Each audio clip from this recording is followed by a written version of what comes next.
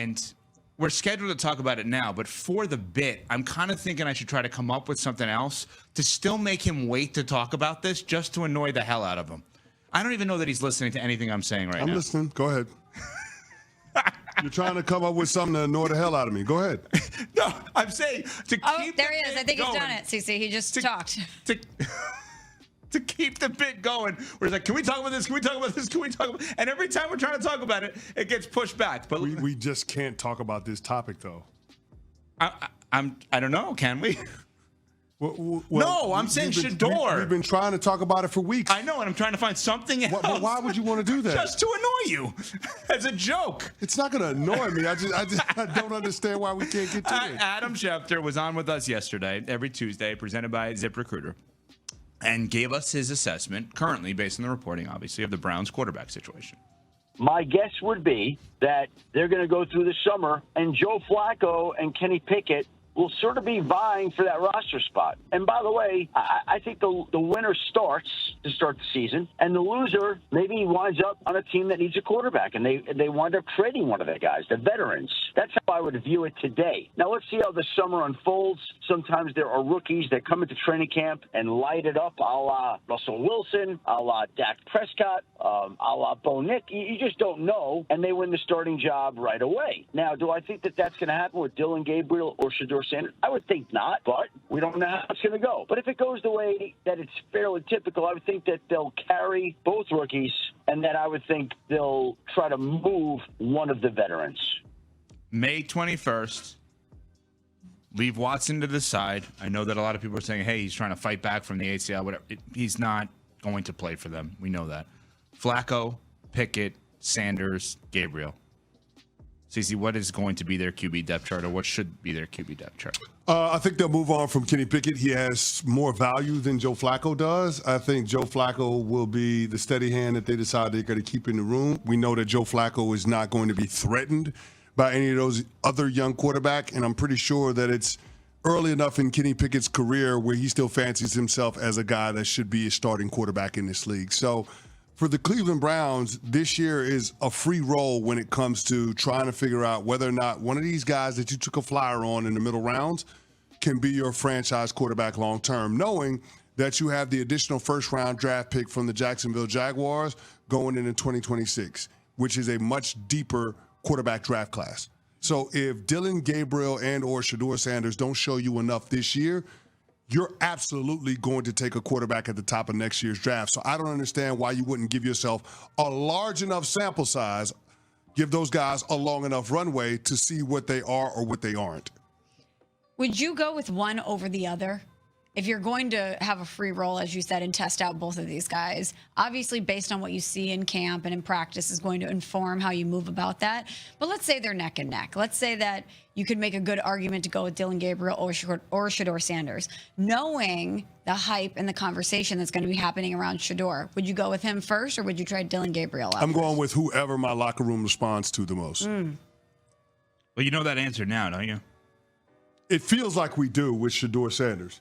Just based on how the rookies reacted to him coming off of rookie minicamp, based on what we've been hearing in terms of his interaction with veterans around the building, the coaching staff, it feels like people are gravitating towards Shedeur Sanders. Not to mean that Dillon Gabriel can't be a leader, not to say that Dillon Gabriel can't play, but Shedeur Sanders is the leader in the clubhouse because he's comfortable in that environment, because he's been around the NFL all his life. Mm-hmm. His dad is Deion Sanders. So he's going to acclimate a lot quicker than all of those other rookies, including Dillon Gabriel. You know, there's low-hanging fruit always with the Browns because of how bad they've been for how long they've been. And I think everyone tries to take that. I've done it. We've all probably done it at different times. I think we also need to acknowledge two rookies, one drafted in the 3rd round, one drafted in the 5th round, that both had successful college careers. One is uber famous and accomplished, and Shedeur, have both said all positive things about each other so far.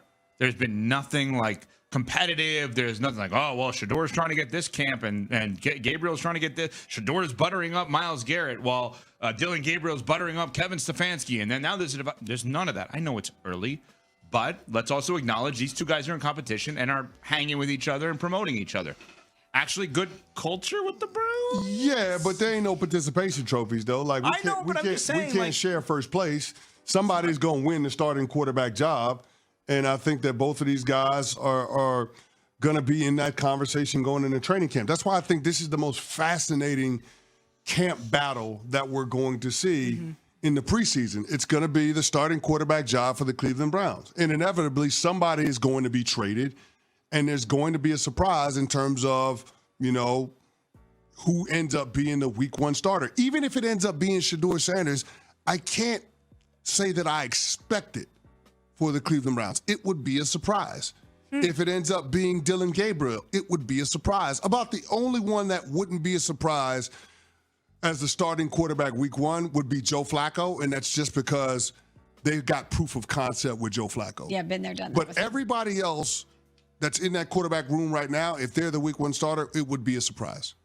But I'm not too sure that isn't the way that the Cleveland Browns should go. Smells, you could follow one quarterback battle in the preseason, Indianapolis or Cleveland. Which one do you follow? Cleveland, without a doubt. Even though Indianapolis is a top 5 pick and a top, 6 pick. Yeah. Anthony Richardson, Daniel Jones. Cleveland's more interesting. Because of Shedeur. He's a star. Lewis, if I were to say Shedeur Sanders is going to be the Browns' starting quarterback when this season begins, is that ridiculous? No, Greeny, it's not ridiculous as long as they are able to. And I heard Dan Graziano talking about this morning earlier on ESPN radio. Yeah, I listen to it when I'm in my car in the morning. It's all as long as they can get him enough reps. And it sounds like Kevin Stefanski is aware of the fact that in order to create a real quarterback competition, he has to kind of change some things in terms of the way he divvies out reps during the preseason and during the offseason. If he can compete with Dylan Gabriel, if he can compete with Joe Flacco, he can compete with Kenny Pickett, there's a very good chance that if this is an organic competition with a level playing field, he could be your starter week one. No question about it. Look, sometimes we attach this number now. He was a 5th-round draft pick. Yeah. And I understand that there was a reason for that. I'm not pretending it doesn't matter at all. But what I'm saying is if he had been drafted in the 2nd round or the 1st, which is what we were expecting, then there'd be almost no debate about it, right? We'd be with exactly the same body of work in college and the same skill set. We would absolutely be forecasting him to be the starter, especially, Dan, when you consider the other options they have available. Right, but he is a 5th-round pick, and there was another quarterback they drafted 2 rounds earlier this year, right.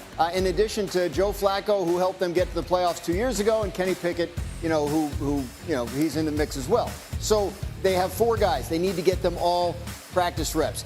Kevin Stefanski, what Lewis was alluding to, he put 7-on-7 drills into the rookie minicamp. Usually rookie minicamp is just, classroom stuff, very basic stuff, nothing really, and in terms of team competition. But he wanted Shedeur Sanders and Dylan Gabriel to be able to get some reps at a time of year when they weren't competing with veterans for those reps. So he's very conscious, Stefanski is, of trying to make this as good, as close a competition as possible among all 4 of them. I'm going down with the ship with my friend Mel Kiper on this one.